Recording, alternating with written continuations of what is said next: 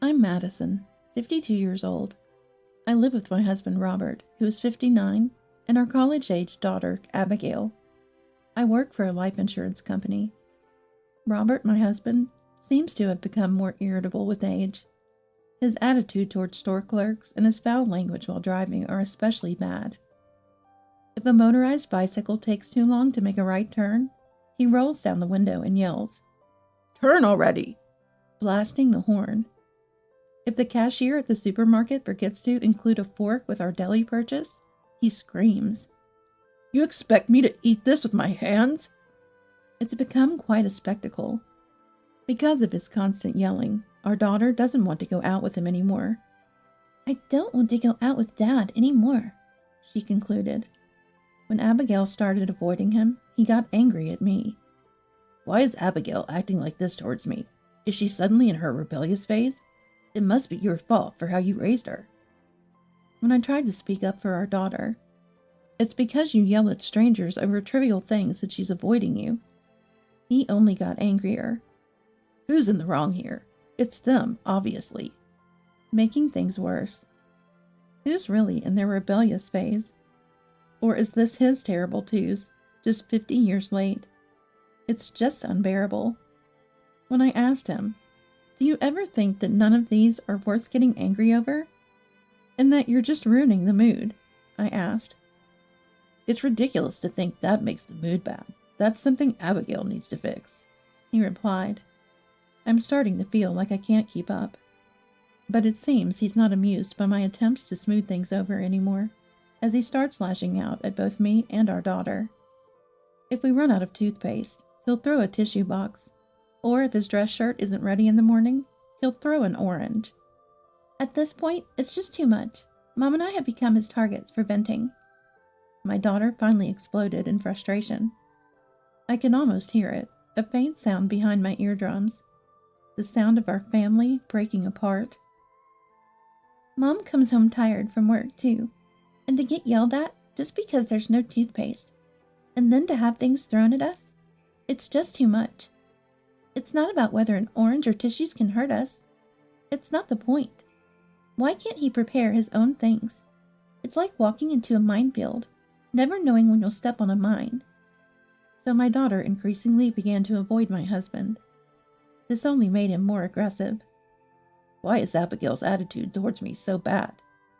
He kicked the bathroom sink, trying to intimidate me. Toothbrushes clattered to the floor from the kicked sink. At this point, I started to think that I must somehow save my daughter, if not myself, from my husband's unreasonable tyranny. Winter came, and although I had been vaccinated, my job with the life insurance company mostly involves field work, so I inevitably caught the flu and was bedridden. I had a high fever, but the timing was terrible.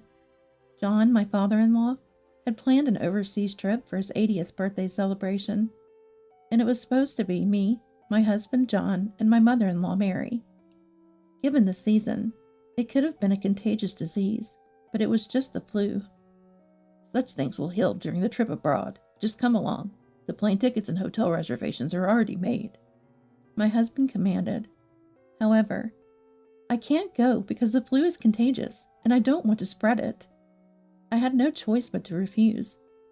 I would not only be a nuisance to my in-laws, but to everyone on the plane and at the destination. But my husband was in the midst of his terrible twos. "What the hell? Why do you have to get sick today of all days? We've been planning this for a long time." He slammed the table. "There's nothing I can do about it." "Your self-care is just pathetic. I have to do all the preparations by myself now. Are you kidding me?"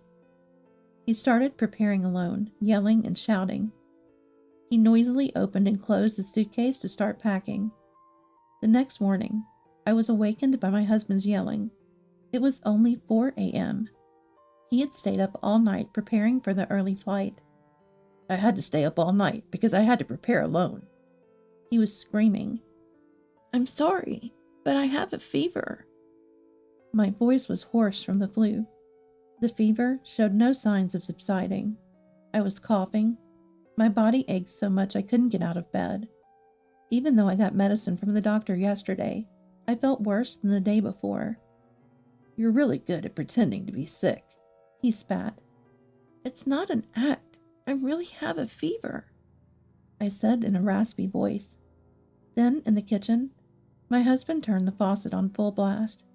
The noise was loud.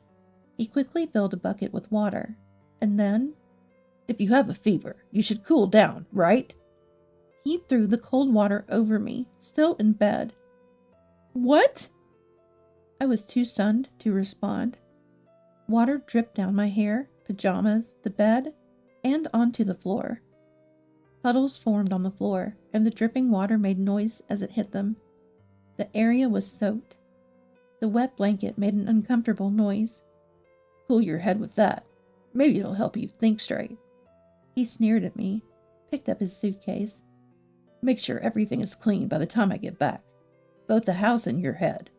Cool it down and reflect. My husband laughed and left the door open as he walked out. The commotion woke up my daughter. Mom? Seeing the soaked floor in bed and me, she cried out in shock and ran over. What is this? She quickly brought a towel and started wiping me and the floor. Shivering from the fever, the cold and the shock of the water, my teeth chattered. In between the chattering, I stuttered out words. He said we had planned this for a long time. To cool my fever in my head, and to clean the house in my head by the time he gets back. That's terrible. My daughter wrapped me in the towel, but as she did, tears welled up in her eyes, and her hands trembled. Wrapped in the towel, I thought to myself, this trip was meant to be a way for my husband to use up his paid leave before retirement. I had planned to do something when my husband retired, but now I'll just do it right away, just a little ahead of schedule, that's all. I'll clean up all right, I murmured. 3 weeks later, my husband returned, and precisely at the time he was expected to arrive home, the phone rang. I anticipated this, so I answered. Hey, where the hell are you? His voice boomed so loudly, I wanted to move the receiver away. I calmly replied, in a tone contrasting his. I'm at my parents' house with Abigail. Why are you so calm? He bit back, his tone escalating, and then, why has it come to this? His voice cracked and fizzled out. It was as if he was at a loss for words. This has come to this? He couldn't continue. I cleaned up, like you said. I spoke the words he couldn't. You mean to tell me you didn't want it this clean? But it's the ultimate clean, isn't it? I cleared it out for you, nice and clean, down to the bare land. Where our house once stood, there should now be just open land. Our house, where is it? My husband alternated between speechless gasps and rapid-fire questions. Understandably so, given the rare and swift nature of what he was seeing. I explained. I hadn't expected my husband to cool down or understand. After all, that land belonged to my parents, and I owned it, right? You're the one who said when building the house, it's your parents' land, so the house should be in your name. So, I decided to demolish it. It's going to be a parking lot now. That kind of reasoning? Before he could finish his thought of, that doesn't make sense. Well, Abigail and I are at my parents', so let's talk there, I said and hung up. My husband arrived, dragging his suitcase. He naturally had to bring it, as there was nowhere else to put his luggage. Given the situation, the in-laws also came along. Thanks to that, the living room was cramped with me, my daughter, my parents, the in-laws, my husband, and 3 suitcases. As soon as he arrived at our house, my husband, without even greeting my parents. I'm exhausted from returning from Italy, and this is what I come back to? Is this some kind of spiteful act? Even if it is, this is going too far. He ranted and raved with great noise and fury. And then, take this. He threw a piece of cheese at me, probably thinking it was a souvenir. Did you see all that? I asked the in-laws, who had witnessed the entire scene. My husband didn't realize his actions were wrong, having become too commonplace. We saw everything, was all the in-laws could say. But my husband, oblivious to his behavior, threw more accusations. What? What did you see? It's unbelievable. I had to tell him. What you just did counts as causing emotional distress. Huh? Which part? Which action? We're family, for God's sake. Even in a family, there are right and wrong things to do. Take this. That's not something you do to anyone, right? Let alone to family. You've done this to strangers before. My daughter chimed in. Then, turning to the in-laws. Grandma, Grandpa, please help. She played an audio file on her mobile phone. The in-laws listened. By the end, their expressions had turned to, "We must help our granddaughter." The recording started with my husband's voice. Why isn't there any toothpaste? Then the sound of something being thrown. Ouch! My scream. Don't say it hurts just because of a tissue box. I'm busy in the morning. How could you run out of toothpaste? That was the end of the recording. My daughter tapped another audio file. Then, "There's no dress shirt laid out." My husband's angry shout followed by a noise. "An orange will leave a bruise. You expect me to go to the dresser for a shirt in this rush?" She then switched from the audio file to a photo on her mobile phone. This photo is from the morning of the trip. It showed me drenched, the flooded floor, and a tipped-over bucket. Good heavens! Having listened and seen the photo, the in-laws were speechless. Madison was down with the flu, had a high fever. And at such a time, this child?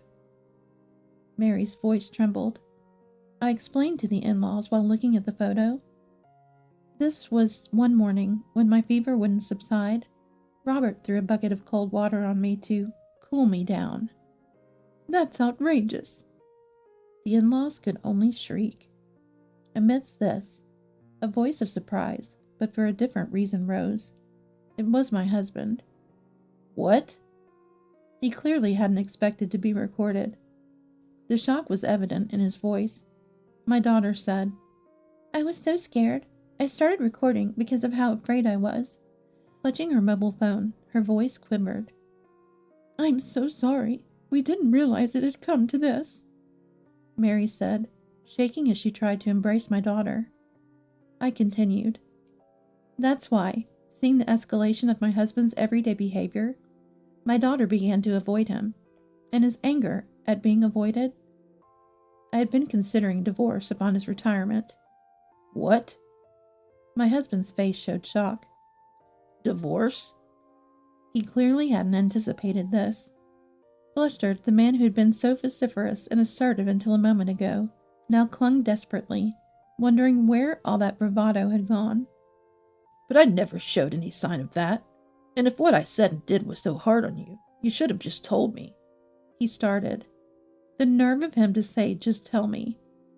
I responded, I have told you repeatedly that it's not worth getting angry over and that it ruins the mood every time.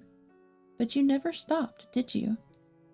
I quietly let out all the frustrations I had been holding back, but he persisted. If you had told me more forcefully. I sighed. It's always the same. When the victim finally snaps, the perpetrator often doesn't realize they were causing harm. This was a classic example. I decided to take this opportunity to tell my parents and the in-laws about everything he had done to others, including his behavior while driving and shouting at supermarket cashiers. He would deny it, saying, Did I really say that? I didn't. But each time, I was there, I heard it, my daughter would counter. It seemed he either didn't remember or minimized his actions, feeling relieved after shouting. Listening to all this, I realized that people who shout in supermarkets probably forget what they said afterward. And even so, to hold on to such trivial things I don't even remember, to go as far as leveling the house over it? He tried to return to the topic. I could understand the visual impact of seeing the house reduced to rubble was shocking. But Mary angrily and sadly retorted, All that pent-up frustration exploded because of what you made her endure. How can you call it trivial?" His bluster deflated with her words. As for me, I was steadily preparing for the retirement in 2 months. It just happened sooner because of the circumstances, I explained. Mom added, "We had already discussed it. We were prepared for Madison to move in with us if they separated. We had heard all the stories and thought divorce was inevitable, and we wanted to evacuate our granddaughter as soon as possible." This confirmed that my intentions had been known for some time. Mary continued, "You may think it's trivial, but this is a grave sin. The feelings Abigail had while recording and taking photos on her mobile phone. The feelings Madison had while reducing the house to rubble. Just imagining their hearts, and resolve makes mine feel like it's going to burst. Don't you have the imagination to understand that? Can't you put yourself in someone else's shoes? I apologize, not expecting forgiveness, but with the meaning of 'I'm sorry, I won't do it again,' not just 'I'm sorry, please forgive me.'" She shouted and slapped my husband on the back. Then she knelt on the ground before my husband did. John also knelt down and said, "I'm truly sorry. My son has been incredibly rude." John pushed my husband's head down, and he apologized. But still, "I won't divorce. Don't decide that on your own," he stubbornly said. "You really are unbelievable." Mary slapped his back while crying. "Even after hearing that audio, you still don't want to leave. You really must have a heart of a demon." Hearing this, I thought maybe over the years a demon had indeed taken residence in my husband's heart. I even contemplated if demolishing the house might have exorcised that demon. I decided to sprinkle salt on the parking lot that replaced our home. Eventually, we settled for a mediated divorce. The audio recordings my daughter had made served as evidence of the mental anguish I had suffered regularly, and I was awarded alimony in the divorce settlement. My daughter and I stayed with Mom and Dad for a while before renting an apartment. I continued working at the life insurance company. Now freed from the uncertainty of what might trigger an outburst, I began to enjoy peaceful mornings, realizing how much stress I had been under. The site of our old house became a parking lot, providing a steady income, which helped me save a little for my daughter's wedding fund. Mary and John were furious and refused to let my husband into their house. They wanted to protect their granddaughter. Mary and John told him, "Don't come near our granddaughter. Leave this town." So he moved away. I wasn't concerned about his financial woes following his retirement and losing the alimony. Years later, my daughter got married. Mary, John, and both sets of grandparents attended the wedding. Thanks to everyone's protection, I was able to have this wedding. My daughter looked so happy, surrounded by Mary, John, my parents, and me. I framed a photo of the 6 of us from the wedding and displayed it proudly.